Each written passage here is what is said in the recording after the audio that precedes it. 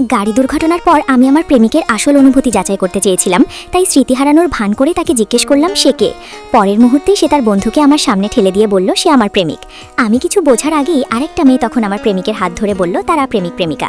যে বন্ধুটা আমাকে সবসময় অপছন্দ করত সে হঠাৎ আমার হাত ধরে ধৈর্য ধরে আমার স্মৃতি ফিরে আসার অপেক্ষা করার প্রতিশ্রুতি দিল।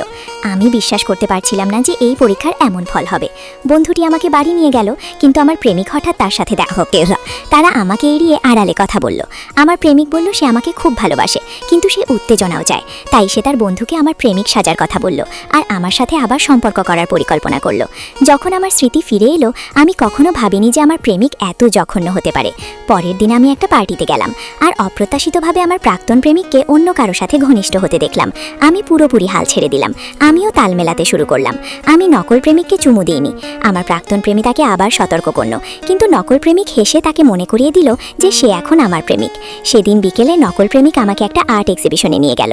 আমি অবাক হয়ে দেখলাম এক্সিবিশনের অনেকগুলো ছবি আমার আঁকা। সে আমাকে বোঝালো যে সে গোপনে আমার ছবিগুলো বিচারকদের কাছে জমা দিয়েছিল আর সেগুলো এক্সিবিশনে প্রথম পুরস্কার জিতেছে। আমি চুপ হয়ে গেলাম। আমার ভাবনা হঠাৎ অতীতে ফিরে গেল। আমার প্রাক্তন প্রেমিক একবার আমাকে বলেছিল যে আমার আঁকার হাত ভালো না। যদিও এটা শুধু আমার শখ ছিল, তবুও এই কথা আমাকে খুব আঘাত করেছিল। নকল প্রেমিকের এই চিন্তাভাবনা আমাকে গভীরভাবে মুগ্ধ করলো আর আমি তাকে জড়িয়ে না ধরে পারলাম না। সে বলল তার প্রেমিকাকে সমর্থন করাই একজন প্রেমিকের কাজ। সেই মুহূর্তে আমি চাইলাম সে যেন আমার আসল